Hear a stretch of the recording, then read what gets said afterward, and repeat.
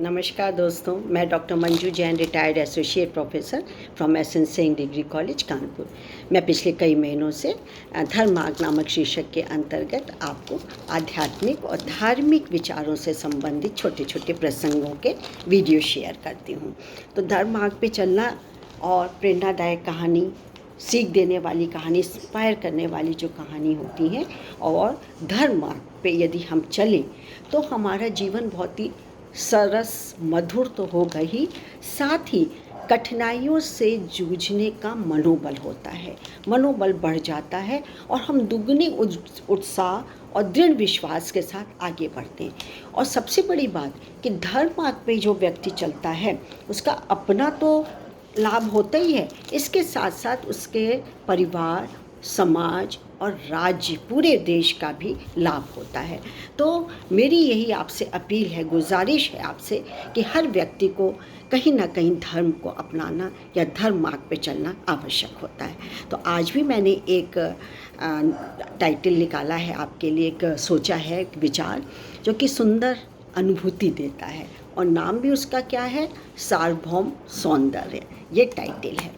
और इसको हम तक लाए हैं डॉक्टर हरिप्रसाद दुबे जी। हरिप्रसाद दुबे जी, आप मेरा नमस्कार है, कोटि कोटि नमस्कार और धन्यवाद कि मैं आपकी लिखी हुई बात को आगे पहुंचा रही हूं। और टाइटल है इसका सार्वभौम सौंदर्य।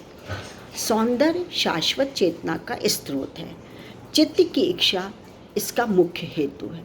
सुंदर और असुंदर की धारणा प्राण तत्व के अनुसार होती है। सौंदर्य उच्च कोटि के आनंद और सत्य के साथ संपृक्त है। सौंदर्य बोध हमें निस्वार्थ आनंद देता है। अनंत का शांत रूप में प्रकट होना सौंदर्य है।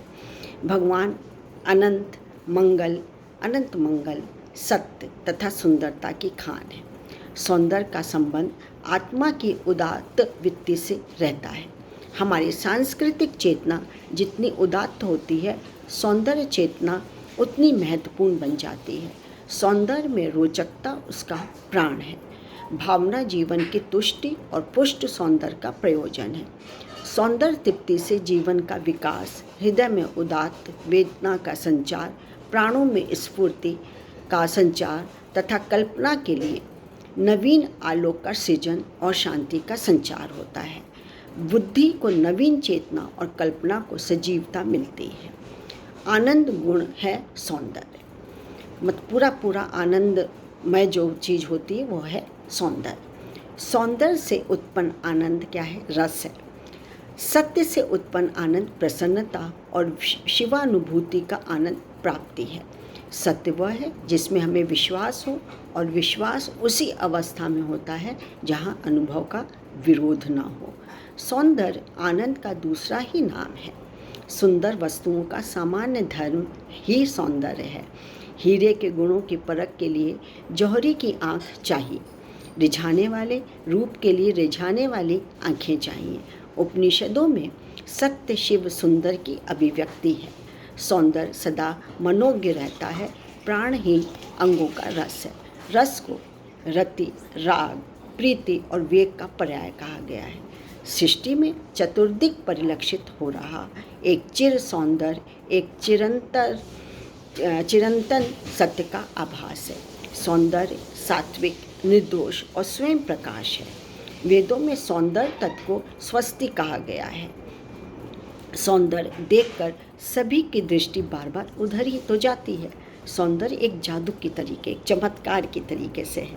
उस पर जिसकी भी दृष्टि पड़ती है वह उसकी ओर आकृष्ट हुए बिना नहीं रह सकता। सौंदर्य सार्वभौम है। सौंदर्य और पाप का मेल नहीं होता है। सुंदर आकृति से असुंदर कार्यों की उत्पत्ति नहीं हो सकती। तन का सौंदर्य देश काल की सीमा में सीमित रहता है, पर सद्गुण का सौंदर्य सर्वत्र समान रूप से पूजनीय होता है।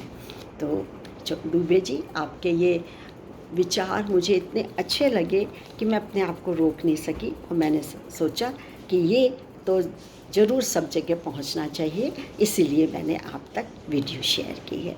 उम्मीद है आपको अच्छी लगी होगी और इसका लाभ ज़रूर उठाइएगा। तब तक के लिए मुझे एज़ यूजुअल आज्ञा दीजिए, फिर एक नए अच्छे विचार के साथ आपके पास उपस्थित होंगी। तब तक के लिए जो आज्ञा दीजिए। नमस्कार, थैंक यू।